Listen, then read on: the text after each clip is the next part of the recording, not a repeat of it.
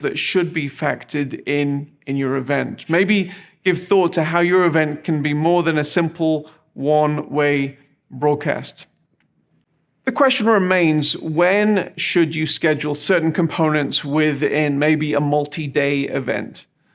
Now, there are no hard and fast rules. You know your audience, and we can have constructive conversation about that. But we typically see a few general rules that are different than in person. We often see spikes at the beginning of an online event in a much greater way than we would in an in-person where people may arrive late. And then, as with in-person event, we will see spikes when top bill presenters, music acts, or VIPs are on stage. And so hopefully that's helpful as you start planning and thinking about the timing and the duration of your event. So that's pretty much all there is for this section. So let's go through our checklist.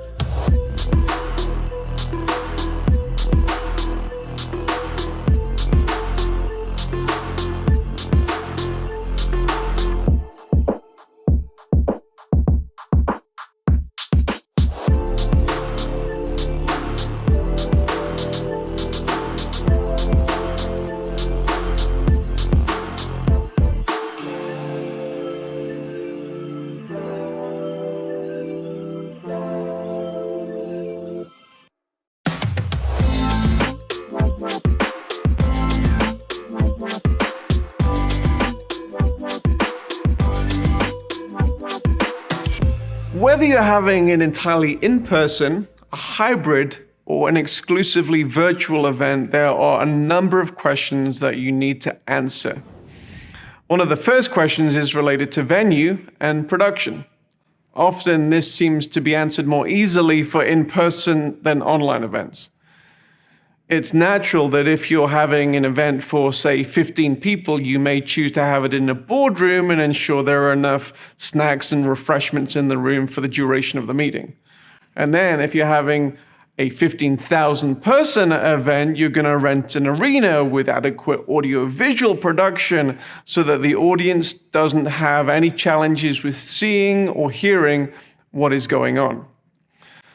Now, similar principles are true for online events, and yet sometimes the production elements for online events are not thought through thoroughly.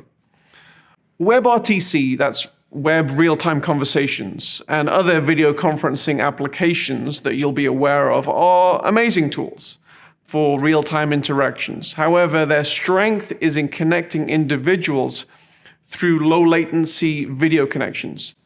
And that's usually for small numbers of people and not for broadcasting a high-quality message to thousands. Now, if you're having a 15-person boardroom meeting and you wish to take it online, then utilizing such WebRTC, Zoom-type applications is the right choice. If you're broadcasting a message to thousands, however, using a low-latency application is probably not the right choice.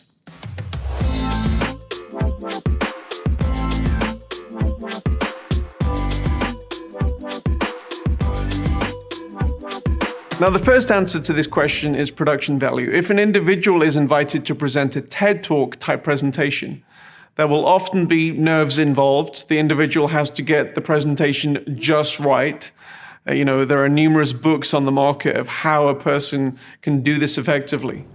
In addition to the person's presentation and how they look on the day, the presentation is typically given on a thought-out, clutter-free stage with high-quality cameras placed perfectly, lights, audio, visual, which mean that the only thing that is focused upon is the message itself. Everything is just right to present that message.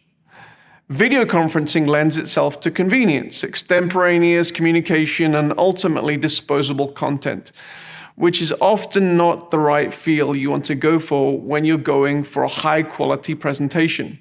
While a presenter can prepare their content in a similar manner to a TED Talk, presenting it through a webcam in a home with poor lighting, poor audio, and distracting background, with a high risk for video dropout and audio sync issues and typically no tech help, it's not often the most ideal solution. It must be noted that There are definitely ways to improve the production quality of video conferencing conversations, recording on a higher quality camera with better lighting, audio. However, these things can often be logistically challenging, especially if you're dealing with a presenter half a country away that is slightly tech challenged. Number 2, the buffering issue. Now, personal experience and larger analytic studies reveal that audiences hate buffering. Frame drops, other glitching in video, low latency video technologies currently make the risk of such occurrences happening much, much greater. And the risk is only increased with a larger audience. To avoid issues like this, when presenting to larger audiences, we suggest that you utilize a professional encoding solution for such live situations. Now, thinking about what you want to communicate and how that will be communicated needs to be a holistic process, whether you are planning in person